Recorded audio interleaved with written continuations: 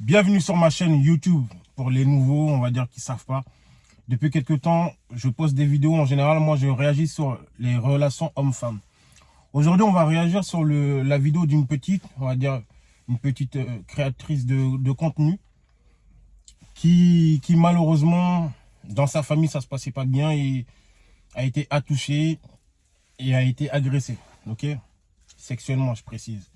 Voilà, donc, je vais réagir à cette vidéo-là.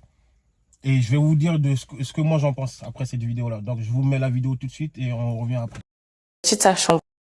En nous demandant qu'est-ce qui se passe, je lui ai expliqué. Quand à Épinay, tu me laissais avec lui quand tu partais au travail, ben, il me touchait et tout. Elle me regarde, elle fait ouais, je le connais, il ferait jamais ça. Je suis retournée dans ma chambre et à ce moment-là, j'avais le cœur brisé. C'est elle qui a ramené ce monsieur à moi. Moi, ce monsieur, je le connais pas, il n'était pas de ma famille.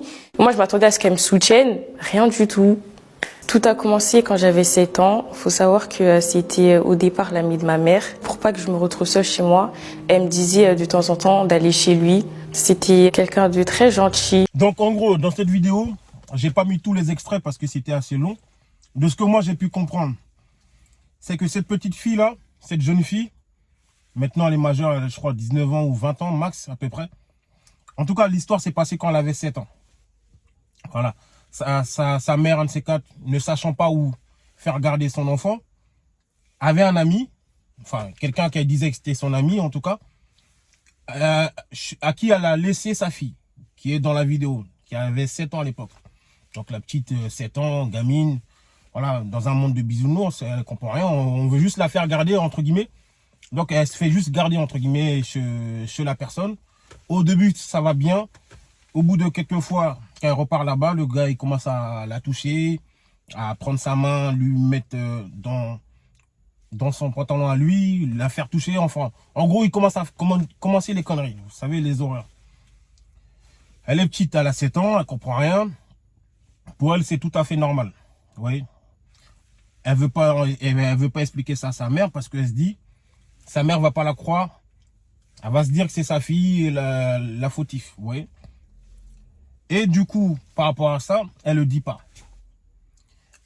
Évidemment, tout derrière qu'est-ce qui se découle? Ben, ça ne va pas à l'école. Elle s'exprime moins. Elle se renferme sur elle-même. Les résultats scolaires ne sont plus là. Et son école s'inquiète. Vous voyez?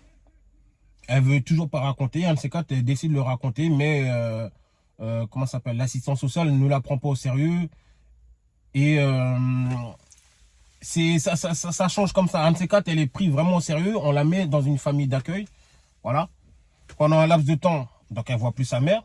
Voilà. Et maintenant, elle revient chez sa mère en étant adolescente, entre guillemets. Entre-temps, sa mère s'est mise avec la personne à qui elle avait fait croire que c'était son ami et qui a agressé la petite. Et ils ont eu un enfant. Ça veut dire que son agresseur devient son beau-père. Alors que c'était juste un ami de sa mère.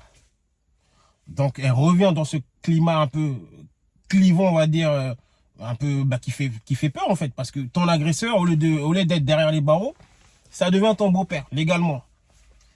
Donc voilà, elle essaie de dire ça à son beau-père, à sa mère, elle n'y arrive toujours pas. Et son beau-père reprend où l'avait laissé. Sauf que là, elle a grandi, elle a des formes, etc. Il a repris de plus belle. Donc là, un de ces quatre, vraiment, elle a vraiment dit à sa mère. Et sa mère l'a pas cru. Sa mère l'a pas cru parce que, en fait, on est dans un problème où ça arrive trop fréquemment, où il y a des mères, comme si elles voulaient rattraper leur jeunesse, sortent avec des mecs, elles vérifient même pas leur passé. Genre s'ils ont été agresseurs, s'ils ont été en prison, etc. Parce que autant, moi je suis d'avis qu'on demande le passé d'une femme, parce que moi j'ai toujours dit, le passé d'une femme, ça peut potentiellement jouer sur l'avenir. Vous voyez, si dans le passé elle a été agressée, etc. Et si tu te sens pas prêt à vouloir sortir avec cette femme-là parce qu'elle aura des traumas, c'est ton libre arbitre de ne pas vouloir sortir avec cette femme-là. Et en espérant qu'on ne va pas t'imposer de sortir avec cette femme-là. Vous voyez? De la même façon qu'une femme doit demander, entre guillemets, le passé d'un homme. C'est-à-dire que si potentiellement il est allé en prison, s'il a été séparé dans sa jeunesse, s'il a vécu avec son père s'il n'a pas vécu avec son père, s'il a vécu avec sa mère, s'il n'a pas été en foyer. C'est pour vous, mesdames. Parce que vous ne demandez pas tout ça et vous mettez des potentiels agresseurs ou des gens dangereux dans les bras de vos enfants, surtout quand c'est une fille. Pensez à ça. Donc, il y a trop de femmes qui ne croient pas leurs enfants.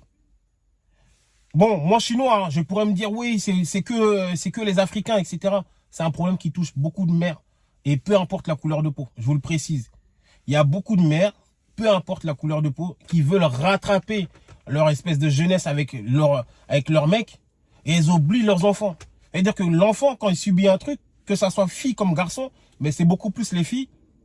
Quand il y a des filles, jeunes filles qui subissent des agressions, elles ne peuvent pas le dire à leur mère parce que leur mère ne va pas les croire.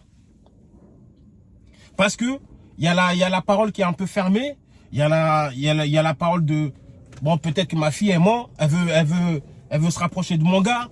En fait, comme si la fameuse phrase j'ai accouché ma rivale prend son sens là dans cette situation là, alors que non, il y a des enfants qui ont vraiment été agressés. Personne ne les écoute, c'est malheureux. Et donc c'est par rapport à ça que je voulais réagir sur cette vidéo là, parce que il y a trop d'horreurs qui se passent avec certains beaux-pères, dans certaines familles. Il y a trop de femmes qui délaissent leurs enfants au détriment de leur nouveau mec. Comme si elles voulaient rattraper la jeunesse. Et c'est pour ça que, justement, on est en 2024. La parole s'est déliée. Enfin, libérée, excusez-moi. La parole s'est libérée. On nous vend tous les jours à la télé la libération de la femme, de son corps, etc. La femme peut faire ce qu'elle veut, etc. Il n'y a pas de souci. Moi, je ne suis pas fermé. D'ailleurs, même si j'y étais opposé, je suis qui pour influencer le choix des gens? D'ailleurs, je suis qui pour influencer les gens? Et en fait, je vais continuer mon analyse ou ma synthèse en disant que justement, certaines femmes n'ont même pas fini leur adolescence, qu'on apprend que à 15 ans, 16 ans, 17 ans, elles ont un enfant. Elles ont un enfant, donc en fait c'est un enfant qui vient d'avoir un enfant. Évidemment que cette femme-là, heureusement que si derrière elle est soutenue par sa famille, qui vont garder l'enfant par-ci par-là pour la laisser partir à l'école, etc., elle n'aura pas fini son adolescence.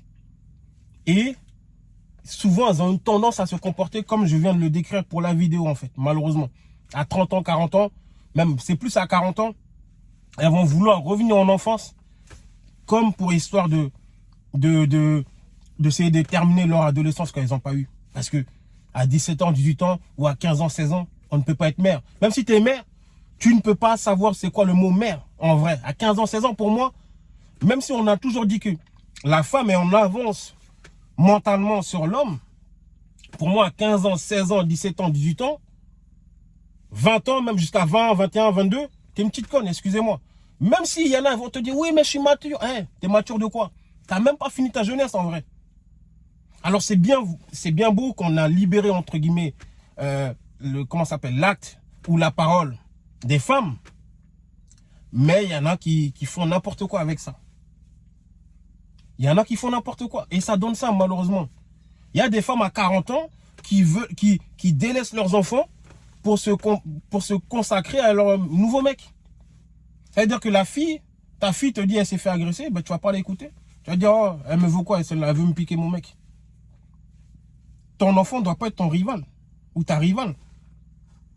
Ton enfant ne doit pas être ton rival.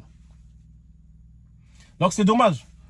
Je pense qu'il n'est pas encore trop tard. En soi, on peut encore faire quelque chose. Mais trop d'actes, malheureusement, se font comme ça. Et comme souvent, c'est dans le cercle familial. C'est-à-dire les oncles, les frères, les beaux-pères. Ça reste dans un milieu fermé, l'enfant ne peut rien dire parce qu'on ne va pas le croire. Donc voilà, c'était une petite réaction vite fait. Abonnez-vous comme d'habitude, likez, partagez. Et on est à bientôt pour une nouvelle analyse. Ça attrape.